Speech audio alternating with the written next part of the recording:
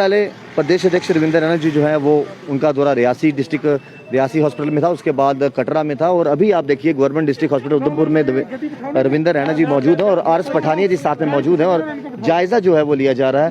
और ये जो कुछ व्यक्ति हैं यहाँ पर, जो इनको इस समय यहाँ पर उधमपुर हॉस्पिटल की बात की जाए तो वहाँ पर रविंदर रैना जी की बात करें तो वो फिलहाल प्रदेश अध्यक्ष रविंदर रैना जी यहाँ पर मौजूद हैं। और अभी एक व्यक्ति थे जिनके पास इलाज के लिए जो है बिल्कुल भी कुछ भी नहीं था, और प्रदेश अध्यक्ष रविंदर रैना जी, और मैं बात करूं कि तस्वीरें आपके सामने हैं और अभी फ़िलहाल जायज़ा उसी तरीके से लिया जा रहा है जिस तरीके से रियासी डिस्ट्रिक्ट हॉस्पिटल में लिया गया, जिस तरीके से जो है कटरा की बात करें वहाँ पर लिया गया। अब विजिट जो है गवर्नमेंट डिस्ट्रिक्ट हॉस्पिटल उधमपुर में किया जा रहा है।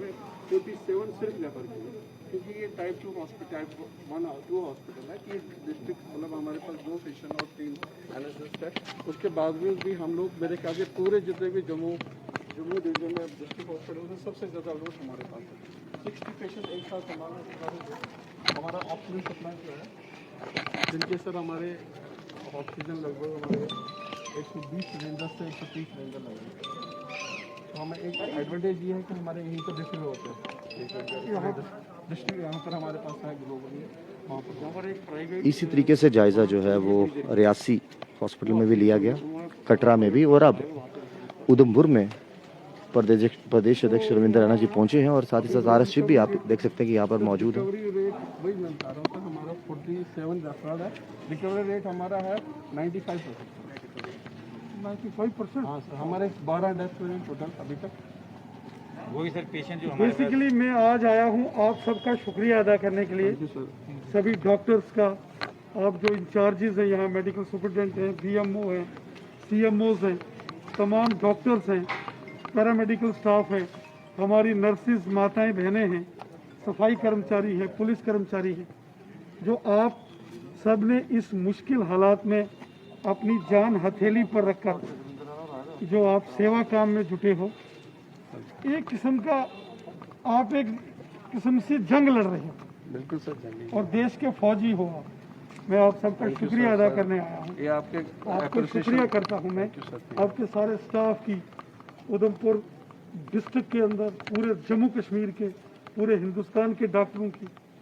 इसलिए तो मोदी साहब ने कहा ना, फ्रंट लाइन कोरोना वॉरियर्स, फौजी देश के रक्षक हो, इंसानियत के रक्षक हो। तो मैं आपका शुक्रिया अदा करता हूँ सारे स्टाफ का, आपने दिन रात इतनी मेहनत की है सर। ऑक्सीजन प्लांट का क्या स्टेटस है सर? हम इट इज़ ऑलमोस्ट हमारा खाली प्लांट लगना है, बाकी आप देख सकते हैं।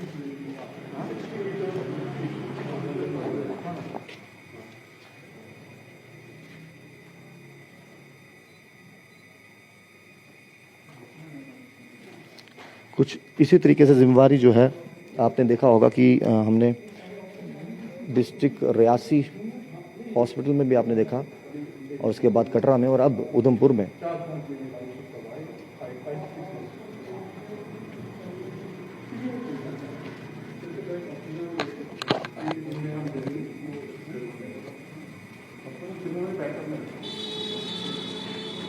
चलिए आप बहुत अच्छा काम कर रहे हो।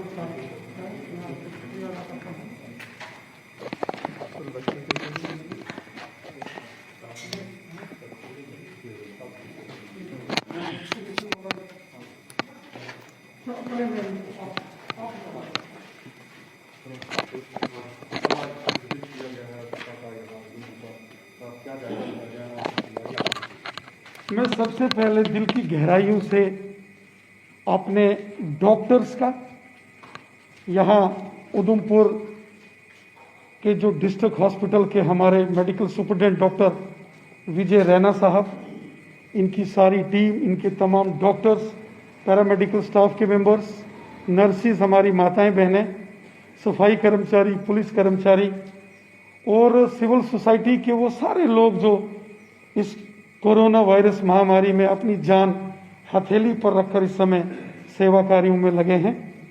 मैं इन सब का शुक्रिया अदा करता हूं। कोरोना वायरस महामारी ने पूरी दुनिया के अंदर तबाही मचाई है और इस मुश्किल हालात में हमारे डॉक्टर्स बहुत मेहनत कर रहे हैं, अपने घर परिवार अपनी चिंता ना करते हुए देश और समाज की चिंता कर रहे हैं। मैं आज यहाँ सभी डॉक्टर्स का शुक्रिया अदा करने आया हूँ। यहाँ तमाम पैरामेडिकल स्टाफ, हमारी नर्सिस माताएं बहनें, हमारे तमाम वो सहयोगी साथी जो इस मुश्किल हालात में कोरोना वायरस को मिटाने के लिए युद्ध स्तर के ऊपर काम कर रहे हैं, मैं इनका शुक्रिया अदा करने आया हूं। साथ ही साथ मैंने इस उधमपुर डिस्ट्रिक्ट हॉस्पिटल और अदर्स जो पेरिफेरी हॉस्पिटल्स हैं वहाँ की थोड़ी जानकारी यहाँ के मेडिकल सुपरिटेंडेंट साहब से ली है। जो कोई भी दिक्कत परेशानी इनको आएगी वो सरकार दूर करेगी। कुछ ही दिनों के अंदर उधमपुर का ऑक्सीजन जनरेशन प्लांट, जो कि शायद जम्मू के बाद सबसे बड़ा ऑक्सीजन जनरेशन प्लांट होगा, वो उधमपुर के अंदर जो है युद्ध स्तर पर उसको तैयार किया जा रहा है ताकि यहाँ किसी प्रकार की कोई दिक्कत ना आए। यहाँ ऑक्सीजन के जो हाई फ्लो ऑक्सीजन के सिलेंडर्स हैं उनकी सारी व्यवस्था अरेंजमेंट्स यहाँ की गई है, उसकी प्रॉपर रीफिलिंग हो रही है और मुझे पूरा विश्वास है कि इन सब की मेहनत के परिणाम स्वरूप कोरोना वायरस को हम हराने में कामयाब होंगे। इस समय एक बड़ी आपत्ति काल और विपत्ति काल है, हम सबको मिलकर इस मुश्किल तरीन हालात से लड़ना है।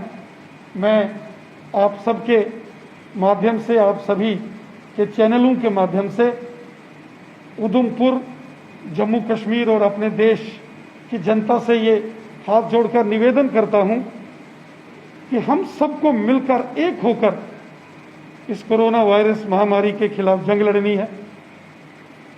जो निवेदन माननीय प्रधानमंत्री नरेंद्र मोदी साहब ने किया है कि हम सबको 2 गज की दूरी, मास्क है जरूरी, सैनिटाइजर का इस्तेमाल, बार बार साबुन से हाथ धोना और घर से बाहर किसी सूरत में भी नहीं निकलना, बहुत मजबूरी पड़ने पर घर से बाहर घर का कोई एक सदस्य जाए और वापस आने पर वो सभी नियमों का पालन करे।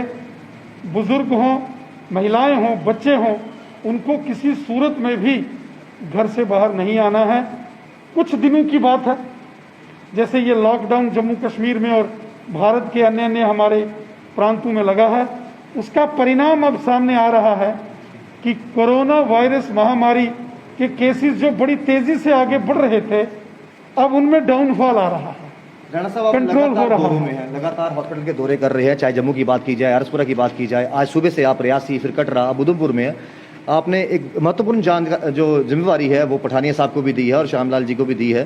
क्या कुछ चीजें उभर कर सामने आई हैं, खासकर डिस्ट्रिक्ट लेवल पर कौन सी सुविधाएं अभी भी वंचित हैं यहाँ के लोग, जो जल्द से जल्द पूरी होंगी आने वाले समय में, ताकि इसका लोड जो है गवर्नमेंट मेडिकल कॉलेज बख्शीनगर में ना पड़े? बड़ी तेजी के साथ सभी डिस्ट्रिक्ट हॉस्पिटल्स में ऑक्सीजन जनरेशन प्लांट्स एस्टेब्लिश किए जा रहे हैं। जब कोरोना वायरस महामारी की दूसरी वेव आई तो ऑल ऑफ सडन बड़ी तेजी के साथ केस बढ़े थे, हड़कंप मच गया था, लेकिन उसके तुरंत बाद सभी डिस्ट्रिक्ट हॉस्पिटल्स को स्ट्रेंथन करने की कोशिश और प्रयास हुए। अन्यथा जैसा आपने स्वयं कहा कि पेरिफेरी के सभी हॉस्पिटल्स का लोड जीएमसी जम्मू पर था, लेकिन चूंकि अब डिस्ट्रिक्ट हॉस्पिटल्स को मजबूत किया जा रहा है, सभी व्यवस्थाएं वहां सुनिश्चित की जा रही हैं, उसका परिणाम यह होगा कि जितना डिस्ट्रिक्ट हॉस्पिटल्स मजबूत होंगे उतना गवर्नमेंट मेडिकल कॉलेज जम्मू पर लोड कम होगा।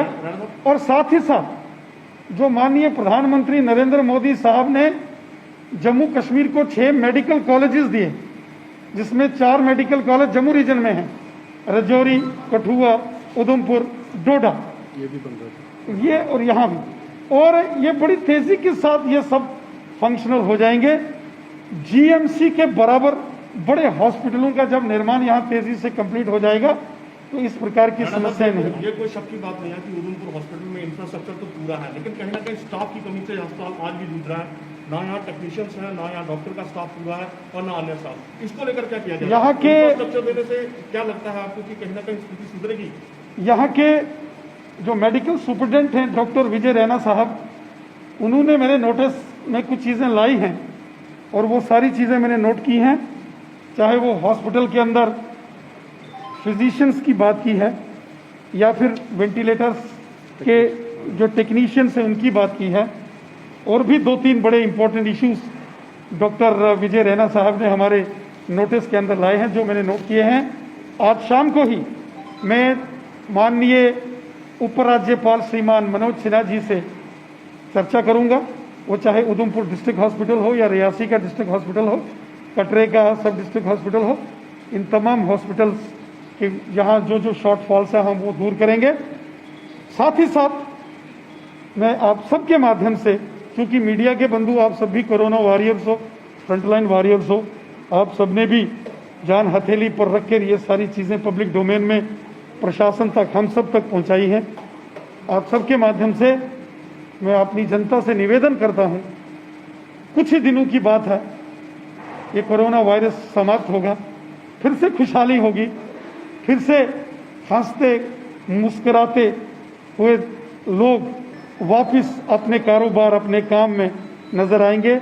लेकिन फिलहाल सावधानी में ही बचाव है। हमको अत्यंत सतर्कता बरतनी है, सावधानियां रखनी हैं।